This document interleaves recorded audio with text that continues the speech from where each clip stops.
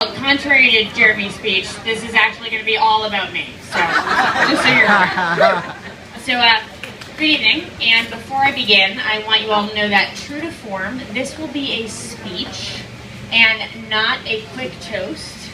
So, if anyone needs to use the restroom, powder up a bit, grab a drink, please feel free to do so. I'm fairly confident no one will notice. And I will only judge those of you who I know for leaving during my moment. Dad, where are you?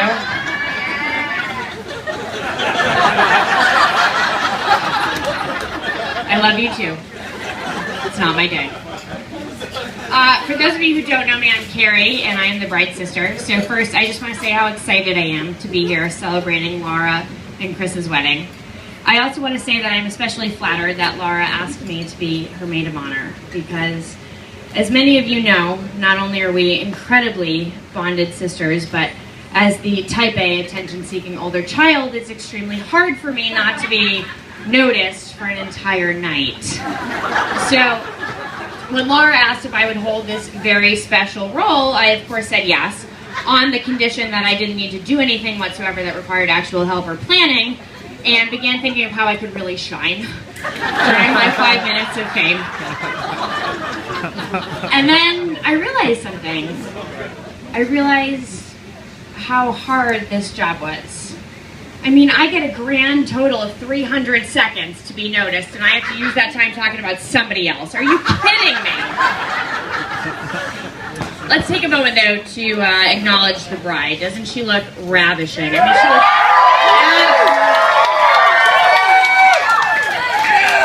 absolutely gorgeous. And thank you so much. I picked out the dress. So honestly, I had no idea where to begin in writing the speech. So as any reasonably intelligent, mildly curious person would do, I researched maid of honor toast examples. So I first came across a variety of etiquette websites, and unanimously the #1 rule was not to talk about me during this time. So those were all out of the question. And then I looked around for actual toasts that had been recorded for other weddings to get inspiration. And I found one that I considered to be so poignant and thoughtful. This woman told a great tale through numbers. For instance, 50, which symbolized that the marriage was just the beginning of a beautiful love story to follow. 31, which was the day the couple got engaged, and so on. In the end, she presented the bride and groom with a lottery ticket, complete with all the numbers from her story. And I thought, how touching is that? Yeah, we don't have time for all that shit, so here's a quick pick. Best of luck.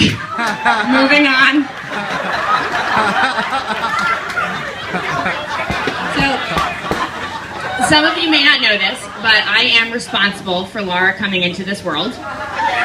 Okay, technically the two fine people, I found one, there's one already missing. They're actually responsible, but it was my idea. Without me pleading for a baby sister, Laura would likely not be soaking up this moment today. So Chris, you owe me. I especially enjoy cheap bourbon and expensive shoes, so we can work out a suitable arrangement. I figure I'll be in touch every 6 months for the next 40 or 50 years, and we'll call it even. You're welcome. Despite Laura entering the world on my urging, we are not as similar as you might expect, given my desire to have another little me in my life. In spite of my best efforts to produce a Carrie 2, Laura became her own unique person. Where I was academically oriented, Laura found college mandatory. While I always revered our parents, Laura enjoyed a healthy dose of parental defiance, which, sidebar, is ongoing and is likely eternal, so get used to it, Mom. Whereas I had an exceptional group of motivated friends, Laura had, well, they're here tonight, so let's just leave that one alone.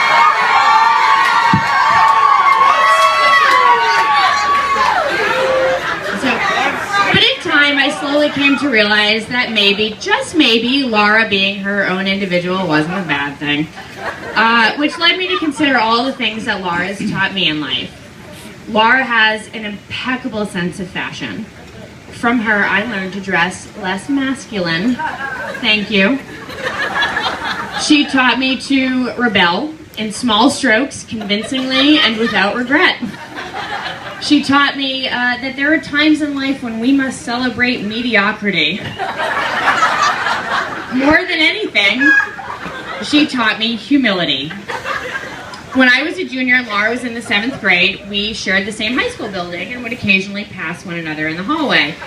Me, the geeky, socially awkward, at the time still masculine dressing older sister, waved proudly, right, like this, expecting my younger sister to beam with the thrill of being acknowledged by an upperclassman. And Laura, strutting down the hallway with her crowd of popular peers, completely ignored me. That's right. And God bless her for doing it, because for the last decade I have walked around with boatloads less confidence. So thank you. Speaking of high school, let's return to that magical time for just another minute. It was during this time that both Laura and I probably consciously began debating who was the favorite child. I know, parents aren't supposed to have favorites, but let's be honest, we all know that's a load of crap, and most parents prefer one child over another. Laura, as you've wondered why you're not the favorite, and I'm sure you do often, let me offer you this counter as to why, in fact, you are the favorite. Not only did our parents bestow you with the best of their genetic looks, you, with the glimmering aqua green eyes, the perfect 5'7" hourglass figure, the Julia Roberts, who's that, smile, and your Mufasa mane of flowing locks. On the way. They also gave you the gift of popularity. When we were in high school, in an incredible display of generosity, our parents privileged Laura and me with cars so we wouldn't have to ride the big yellow ugly to school. Laura, already endowed with an unmatched set of physical assets and unrivaled social adeptness, received Ramon, a white Ford Ranger, which she still has today. Pure gold.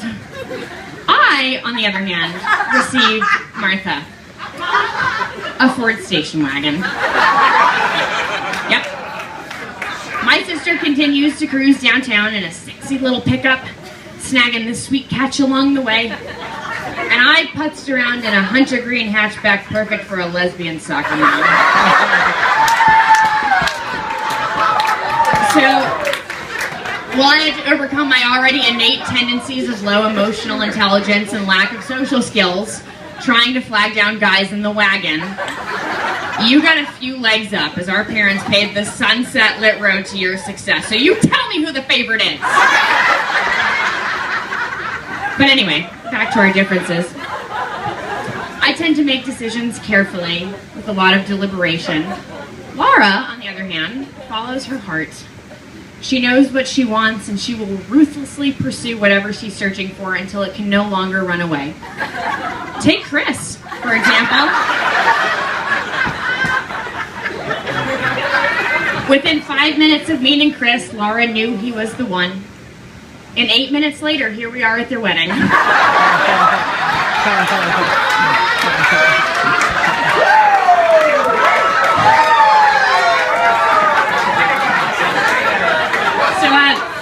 had the distinct pleasure of meeting Chris for the first time a few months ago.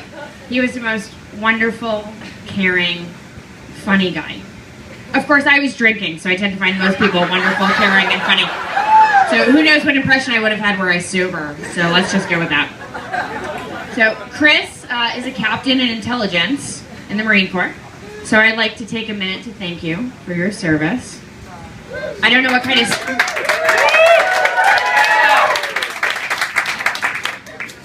I don't know what kind of standards our military has now that they let you into the intelligence operation. But thank you for embarking on that terrifying deployment to protect Sicily.